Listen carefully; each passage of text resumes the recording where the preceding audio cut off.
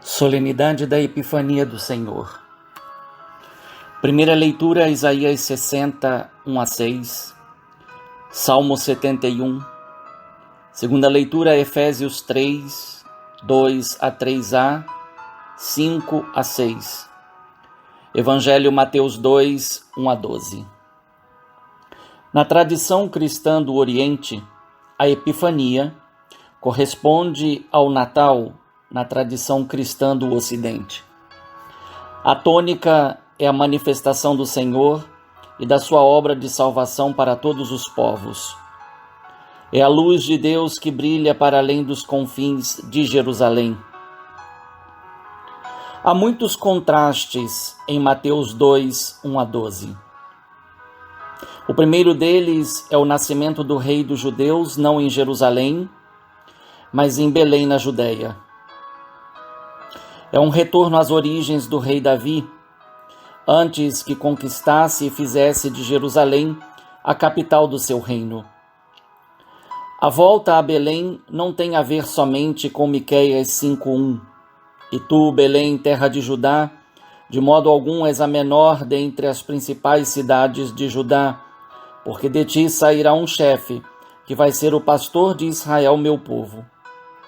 Mas tem a ver também com Isaías 11:1. Um ramo sairá do tronco de Jessé, um rebento brotará de suas raízes. O segundo contraste é que sábios do Oriente sabem que nasceu um rei pelo sinal de um astro no céu, mas o povo eleito não o sabe.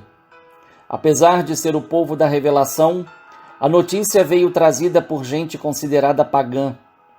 Notícia confirmada pelo Salmo 19:2. Os céus narram a glória de Deus e o firmamento proclama a obra de suas mãos. O terceiro contraste reside na reação de Herodes e toda a cidade de Jerusalém com ele. Perturbou-se, ao invés de se alegrar. Na verdade, a perturbação tem a ver com a frustração dos seus planos e sua luta déspota pelo poder. Pelo texto, a cidade de Jerusalém ouviu antes de Herodes. Os magos, sábios do Oriente, não buscaram informação no palácio, mas a notícia que reside na pergunta: onde está o rei dos judeus que acaba de nascer? Nós vimos a sua estrela no Oriente e viemos adorá-lo. Foi levada a Herodes, pois por todos os lados estavam os seus informantes, isto é, todos os que colocavam seus olhos e ouvidos a serviço do poder opressor de Herodes. O quarto contraste é a interpretação que Herodes busca obter daqueles que conhecem as Escrituras. Reunindo todos os sumos sacerdotes e os mestres da lei, perguntava-lhes onde o Messias deveria nascer. Versículo 4. Chama a atenção a menção no plural, todos os sumos sacerdotes. Sabe-se que somente um estava em exercício, desde que pagasse o preço para obter tal título. Herodes tem sob o seu poder e domínio quem deveria estar somente a serviço de Deus e do povo. O quinto contraste está na referência profética, não considerada revelação pela classe sacerdotal. A resposta sobre Miqueias 5:1 veio provavelmente dos mestres da lei, que eram do grupo dos fariseus. Dado particular reside no fato de que Miqueias e Isaías foram contemporâneos e ligados à cidade de Jerusalém, e na época deles com acesso ao palácio do rei. Nada impede que no arquivo do palácio, nos tempos de Herodes, estivessem cópias das Escrituras. O sexto contraste se encontra na mudança de atitude. Enquanto os magos falaram publicamente, razão pela qual a notícia circulou rapidamente, Herodes convoca os magos em segredo e quis saber mais detalhes. Estes, por sua vez, não devem se espalhar. Tais detalhes não devem se espalhar, pois os planos de Herodes são cruéis. O sétimo contraste está na astúcia de Herodes. não vai com os magos para Belém, mas os transforma ou os quer transformar em seus informantes. Ao dizer e indicar o caminho que devem seguir, coloca a informação da profecia de Miqueias 5:1 não em favor da busca dos magos, mas em função dos seus maus propósitos, camuflados de boas intenções. Ide, procurai e obter informações exatas sobre o menino, e quando o encontrardes, avisai-me, para que também eu vá adorá-lo. Versículo 8. O oitavo contraste desponta em uma pergunta. Por que a estrela não conduziu os magos diretamente a Belém, visto que ela é que continuou orientando, até parar sobre o lugar onde estava o menino? Teriam perdido a estrela por algum momento, ou dela desviaram a atenção por causa da cidade de Jerusalém? Afinal, o rei dos judeus deveria ter nascido nela. O próprio texto responde: vimos sua estrela no Oriente. Subjazem 3 informações. No verbo vimos estão os magos, estrela e Oriente. Os magos são provavelmente sábios mesopotâmicos ou persas, que se ocupavam dos astros. Procuravam neles informações sobre o que acontecia ou devia acontecer na Terra. Sabe-se que os antigos não viam o mundo de forma dicotômica, mas todas as realidades entre os céus e a terra estavam integradas e em profunda relação. Assim, os magos não eram reis, e nada indica que eram 3. Tais deduções podem advir de Isaías 60:3. Os povos caminham à tua luz e os reis ao clarão de tua aurora. E da associação com os 3 dons indicados, ouro, incenso e mirra, versículo 11. Além disso, a aceitação de que eram 3 podia representar a perfeição, visto que Deus é santo, santo, santo, segundo Isaías 6:3. Ao lado dos magos está a estrela, que ora é vista no Oriente e ora desaparece.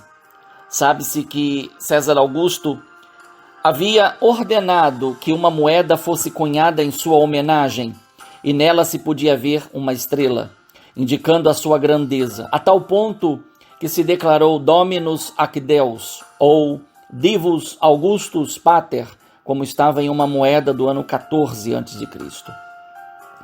Graças à estrela, pode-se dizer que o segredo do nascimento de Jesus é manifestado de forma luminosa, e são os pagãos que vêm ao seu conhecimento.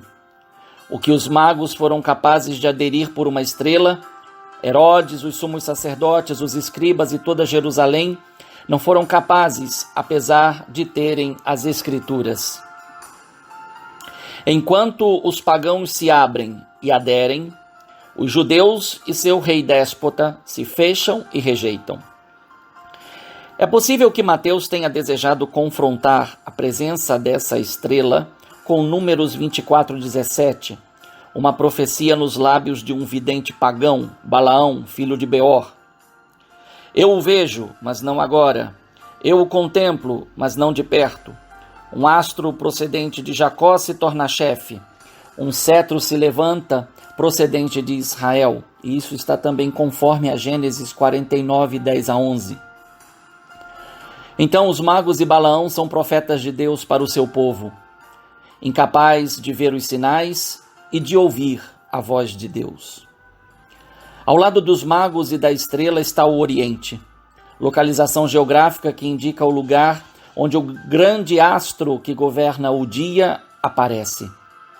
Jesus, como disse Zacarias no cântico que entoou no dia do nascimento de João Batista, é o sol nascente que nos veio visitar, do alto para resplandecer, iluminar os que estão nas trevas e para guiar nossos passos no caminho da paz. Lucas 1, 78 e 79.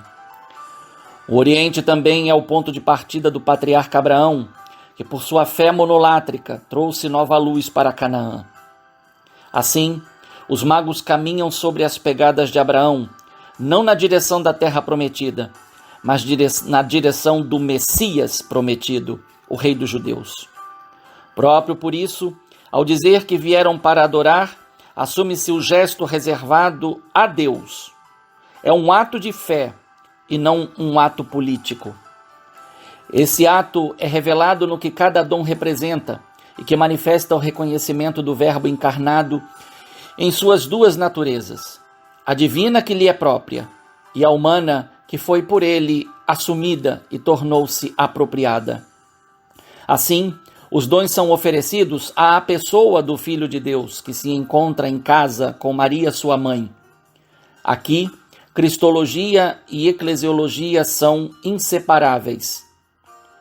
A vinda dos magos com seus dons atesta uma igreja aberta para acolher todo aquele que reconhece no menino de Belém o sinal de Deus entre os seres humanos.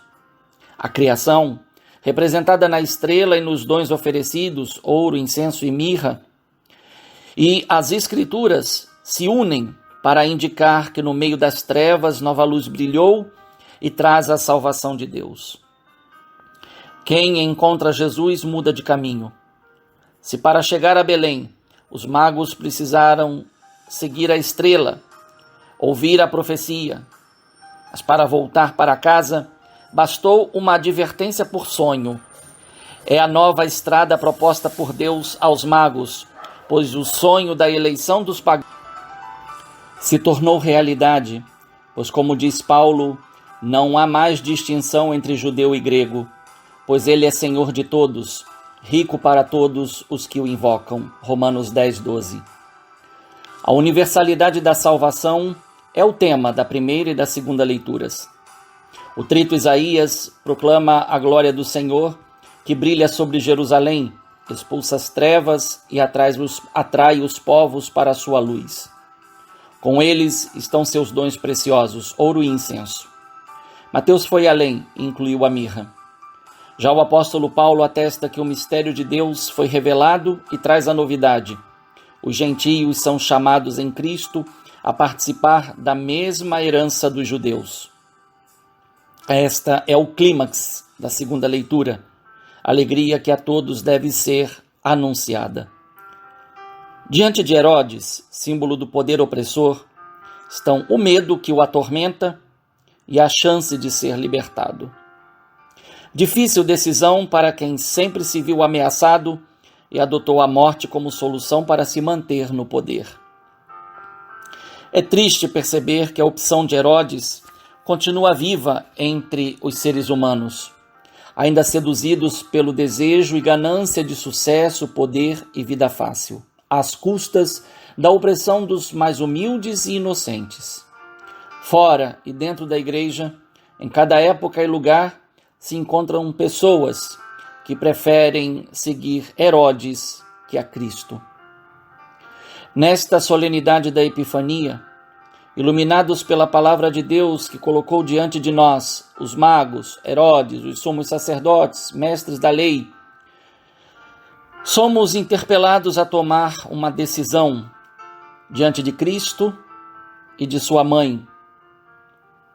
Cristologia e Mariologia, como disse, intrinsecamente unidos. A quem queremos nos assemelhar? Ou com qual deles temos nos assemelhado? Um bom e santo domingo no Senhor. Um fraterno abraço. Padre Leonardo Agostini.